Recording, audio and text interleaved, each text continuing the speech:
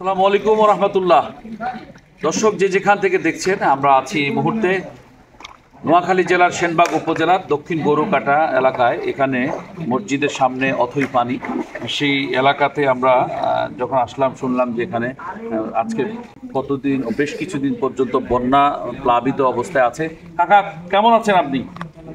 আমরা তো পানির মধ্যে বাঁচতেছি, কেন কোনো দান তহবিল কোনো কিছু আসে না। এখন আপনারা আসছেন, আপনার খুশি বিষয়। আলহামদুলিল্লাহ, এখানে কেউ এর আগে আসেনি। না, কতদিন যাবত আপনারা পানিবন্দী হয়ে আছেন? আজকে ধরেন 15 দিনের মতো। আল্লাহ আল্লাহ আল্লাহ, 15 দিনের মতো পানিবন্দী। তাহলে তো বাড়ি ঘরগুলোতে যে অবস্থা দেখছি আমরা, রান্না বান্নার কোনো সুযোগ হয়নি। সুযোগ নাই।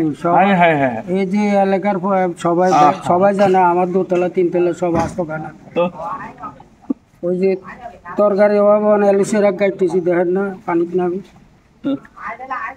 দর্শক আপনারা শুনতেছেন, আমাদের এই কাকা, তিনি অর্থশালী বিত্তশালী, আল্লাহ তাআলা তাকে বানিয়েছেন, কিন্তু বলছেন যে এখন রাস্তার পাশে, স্থানীয় ভাষায় এলাইসার শাক বলে এটাকে, হয়তো এক এক জায়গায় এক এক রকম বলে, রাস্তার পাশে ঘাসের সাথে যেগুলো হয় তারা এগুলো কেটে আজকে 5-7 দিন পর্যন্ত এগুলো খাচ্ছেন।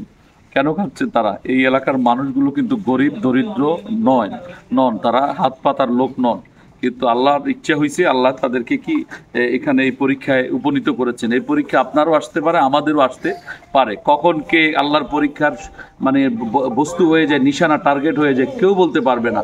আজকে বিত্তশালী অর্থশালী মানুষগুলো এভাবে পানির সাথে আজকে 2 সপ্তাহ 3 সপ্তাহ পর্যন্ত তারা লড়াই করছেন, সেখানে পানি থেকে মুক্তি পাচ্ছেন না।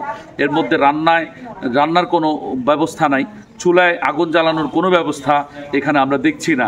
তাহলে এই লোকগুলো কি খাবে? রাস্তায় ঘাটে এখানে বের হতে পারছে না। এমন এমন পরিবার আছে তাদের পুরুষ বলতে কেউ নেই। তাহলে সেই পরিবারগুলো কিভাবে বাজার থেকে খাবার আনবে?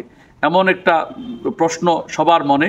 তো এই অবস্থায় আপনাদের কাছে আমাদের একটা দাবি, সেটা হচ্ছে আপনারা মেহেরবানি করে, আপনারা নোয়াখালীতে অনেক শত শত ত্রাণবাহী ট্রাক ঢুকছে আমরা দেখছি, কিন্তু দুঃখের বিষয় হলো এই ট্রাকগুলো সবগুলো রাস্তার আশপাশে দিয়ে, শুকনা জায়গায় দিয়ে অনেকে চলে যাচ্ছেন। আমরা গতকালকে শানে সাহাবা জাতীয় খতিব ফাউন্ডেশনের পক্ষ থেকে আমি জেলা প্রশাসকের সাথে সাক্ষাৎ করেছি, নোয়াখালীর জেলা প্রশাসক মহোদয় এবং অতিরিক্ত জেলা প্রশাসক মহোদয়ের সাথে সাক্ষাৎ করেছি।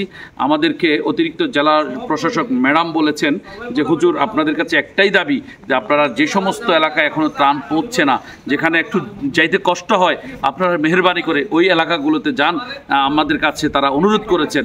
এজন্য আমরা এসেছি। আমাদের সাংগঠনিক সিস্টেম হচ্ছে, আমরা আজকে 10তম দিন আমরা ত্রাণ বিতরণ করছি। 11তম দিন আমরা ত্রাণ বিতরণ করছি। এর আগে আমরা ফেনী জেলায় ছিলাম। ফেনীতেও আমরা যখন ফুলগাজী পরশুরামে কেউ ঢুকছে না, তখন আমরা কিন্তু রিস্ক নিয়ে জেলা প্রশাসকের পরামর্শে আমরা সেই ফুলগাজী পরশুরামের দুর্গম এলাকায় গিয়েছি। এখানেও আমরা নোয়াখালীতে আজকে এসেছি, চলছে, আমরা একটু দেখে আসব। আমার এই কাকার জন্য সকলে দোয়া করবেন। তিনার যে মনের আকুতি, সেই আকুতি আল্লাহ তাআলা যেন কবুল করেন এবং আল্লাহ যেন তাদেরকে ফানি থেকে মুক্তি দান করেন। আমিন।